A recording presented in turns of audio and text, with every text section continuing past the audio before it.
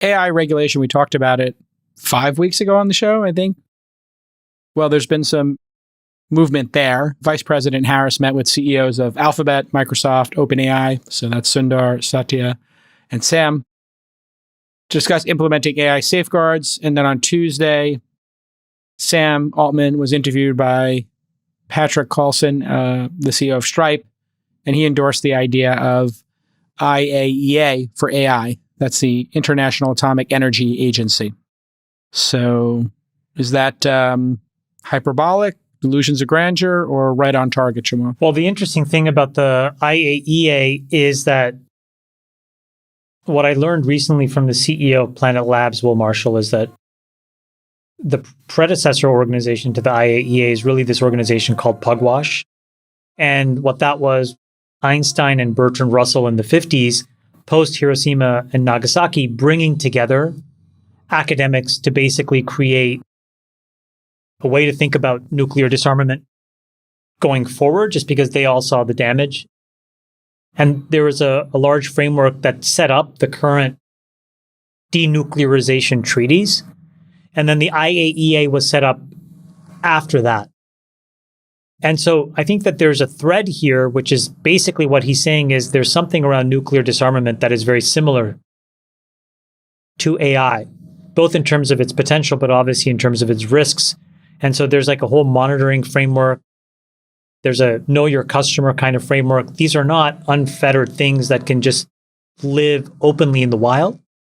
So I think it's interesting to acknowledge that Sam, who's deep in the bowels of one of the most important companies, sees both its potential, but its danger enough to say that this is how we should think about it, like nuclear weapons, I think is a very important thing to acknowledge. And the White House pledged to release draft guidelines for AI safeguards that the National Science Foundation plans to spend $140 million on at AI-focused research centers.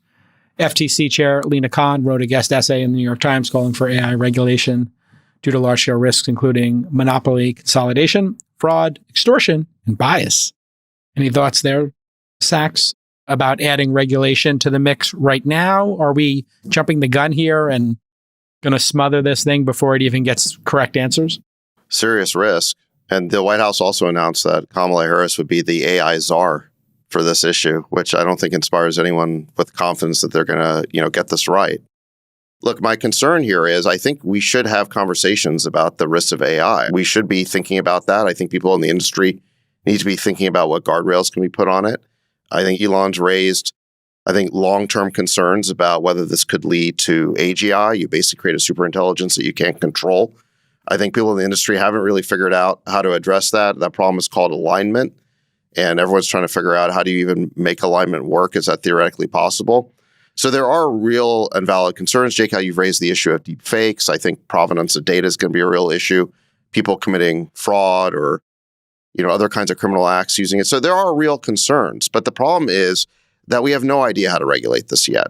And the fact that Kamala Harris is the AI czar now, again, just points to the fact that nobody has a good idea of what this is supposed to be or who the expert's supposed to be. And this idea of creating an atomic energy commission, look, I can see why Sam and other industry leaders might want that because they're going to quickly develop relationships. The biggest AI companies, which now includes OpenAI, which has the backing of Microsoft and Google, and the biggest of the big tech companies, they have all the lobbyists in Washington. They have all the political connections. They're the ones who are huge donors, and they have political relationships, and they're going to help construct the regulations. And it's going to turn into another example of industry capture, just like RFK Jr. told us about on the show last week when he talked about how the big weapons companies influence our foreign policy, the way that the big pharma companies influence the FDA and so on. We're going to end up in a situation in which the big tech companies have inordinate influence over this new regulatory agency. And since it's not clear what the regulatory agency is even supposed to be doing yet, they're going to end up promulgating a bunch of regulations that create a barrier to entry for the little guy. Yeah, they're going to create a moat with regulation. For the big guys. And they'll slow down the whole process of innovation in the space, which some people might like, but I think is really the best hope that America has to get out of its horrible fiscal situation and all this debt. we need a massive productivity boost to get out of the massive debt bubble that we're in. So what I'd hate to see is that, we basically kill this thing in the cradle.